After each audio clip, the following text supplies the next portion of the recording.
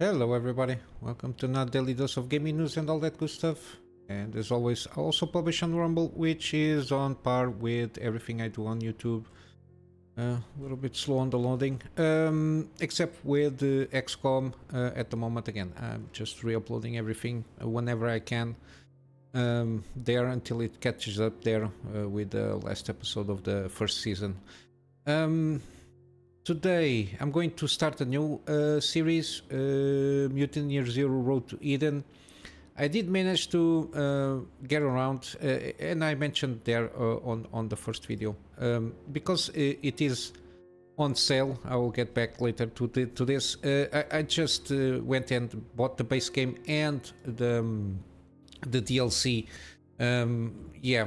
Because I wanted, might as well take advantage of the promo there. And also because the DLC, it's more content after the end game of the first of the base game, sorry. So I found it interesting and just went along and buy it. And also Slay the Spire, I also bought it. Not sure if I'm going to I already played a little bit here and there to try it out and see how it goes. Again, a little bit addicting, but yeah. I might do something there, maybe do that has several modes. I'm still a little bit indecisive if I'm going to bring up something there in terms of gameplay there. But yeah, at this moment in time, it is what it is. Again, but at least a third series. See how it goes. If I don't get everything too much filled up in terms of gameplay and time management there. But yeah, but at the end of this month, still a few days to go, I will do a channel update regarding everything that I will be bringing there. And yeah, I also post on Patreon and on the blogger site there. Some interesting news. Got finally the RTX 4070 Ti Super or Ti Super, depends on who you ask. The review roundups are up. Again, I did go about and check Hardware Unboxed and Gamers Nexus. Yeah, and pretty much in other places here and there that I checked at least the main highlights of the reviews that people did. Yeah, the consensus seems a little bit the same. Yeah, supposedly this should be the 7900 XT killer kind of a thing there. It's not.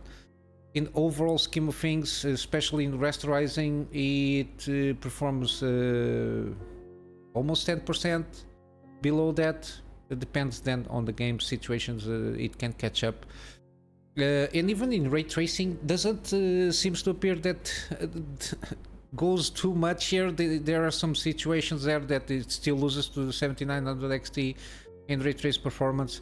Then again, don't forget this is more focused on a 1440p kind of GPU. I think it's the strongest point that it has. Even though in terms regarding the 40 Ti, it doesn't perform that much. Around 5 to 10% above the 4070 Ti.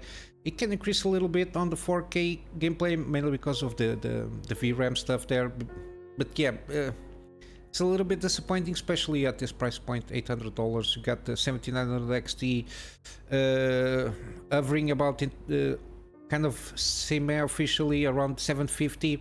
So 50 bucks, a little bit more cheap, but yeah, it still performs better. Again, and that is tier of performance. I don't think ray tracing is kind of sweet spot there. Starts getting better with the 4080 at this moment in time. At least that's my perception. Again, I don't know regarding the 4080 Super how it's going to be. But yeah, this kind of level of performance, you might try, I don't know, 1080 RTX ray tracing there, maybe. 1440p ray tracing starts to push up too much on the GPU itself. But yeah, not a good deal overall. It's a little bit disappointing. I thought this would be the most interesting one, but it's not interesting at all. got mistaken. But yeah, I usually don't follow up daily on the leaks and the rumors, but I thought it would be more interesting mainly because of the uplifting the RAM, and maybe the memory would do something regarding a little bit better regarding the TI version of this 4070. But yeah, again, it's a choice by the end of the day. But even in terms of price to performance, of cost the frames, or it's way more expensive than the 7900 XT. Yeah, it's not worth it if you're thinking about. And even in terms on Gamers Next, they did how the consumption power, the efficiency, sorry, that's the word I'm looking for. Even in terms of efficiency, the 7900 XT usually, like, overall tends to be a little bit better than the 4070 Ti Super. So yeah, this in all over feels that this card is supposed to be competing against the 7900 XT. Efficiency, 4K gaming, 1440p gaming, efficiency, even ray tracing workloads. It doesn't even trade blows. In some cases it might match, and some cases in ray tracing workloads can marginally get better, like 1-2% better, like not even a handful of frames in most cases. But yeah, not good. But then again, I will leave in the description below the reviews from Hardware Unbox and also from Gamers Nexus. Those are the ones that I pay more attention for the in-depth reviews there. And from the AMD side, finally we got the official driver for AFMF. I don't even want to decode this, but it's the fluid, it's the fake frame rates there. Supposedly now it's official. There is no, like, the insider kind of a thing there, like the preview drivers. It's now official. Again, a lot of claims of 100% plus increase in performance in some titles, but it's something I will not, at this moment in time, I will not dive into. It's a waste of time for my demands and my benchmark kind of a thing in my mind. 4K 60 minimum. At this moment in time, I can achieve everything there in all the games that I have, even newer games. I can achieve that. So it's not something that I need 144 to match my monitor there. It's not something I tend to be a little bit more realistic than that. But yeah, it's there, and supposedly also, but I didn't tinker too much because I did the update this morning. It's supposedly the scaling of the videos from VLC and the Chrome stuff. I think now you can play 1080p videos, and supposedly it upscales to 4K or something like that. I'm not sure how it works. I didn't went diving deep on that functionality on the driver there. But yeah, supposedly you can do that also with this new version of the official driver. But yeah, regarding basically hardware kind of a thing there, it's what I got for today.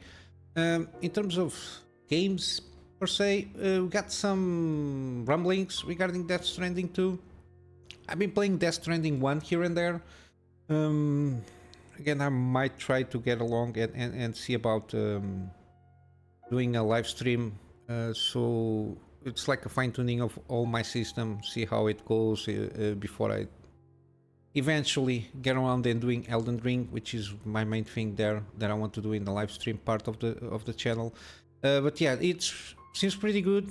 Intriguing story. The concepts there are a little bit Kojima-esque, but I think I'm going around and understanding some of the concepts that are introduced there, the strand and the BTs and all that stuff.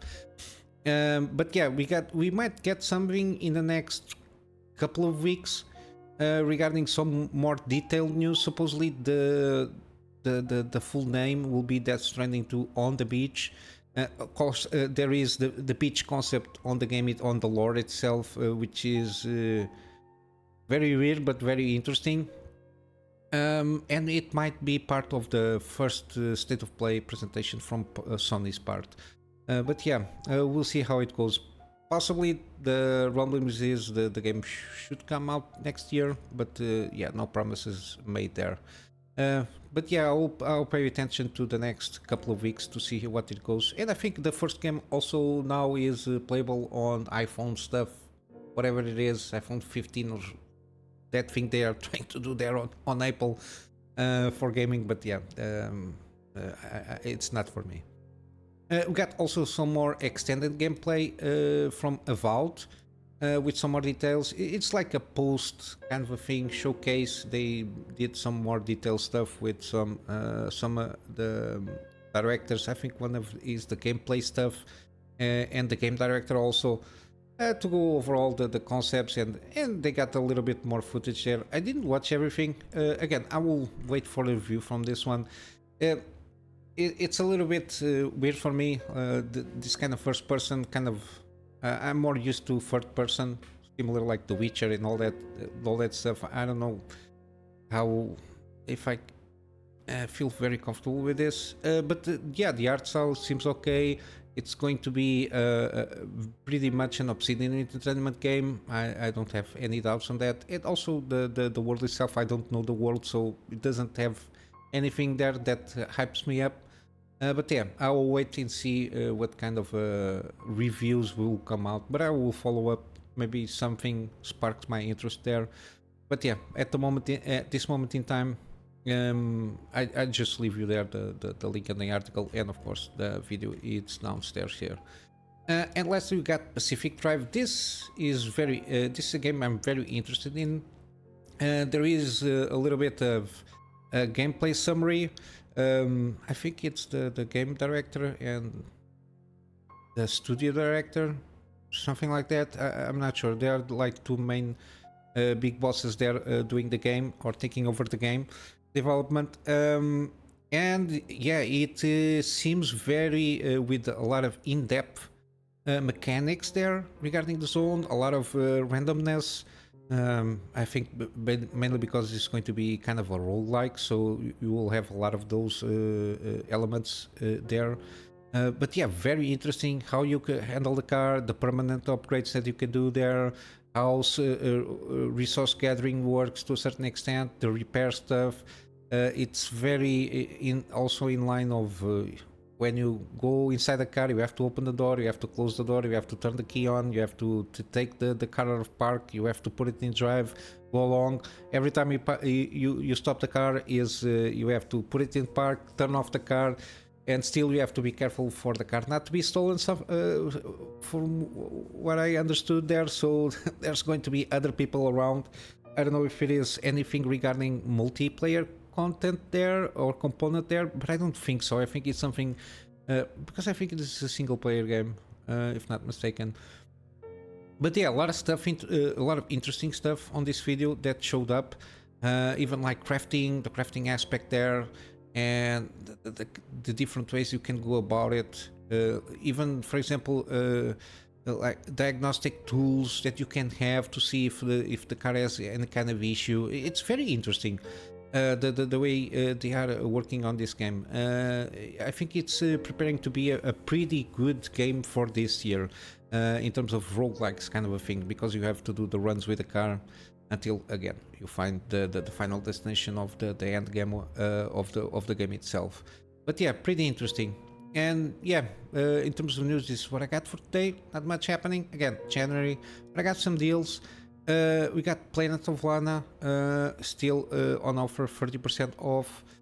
We got jusant 20% off.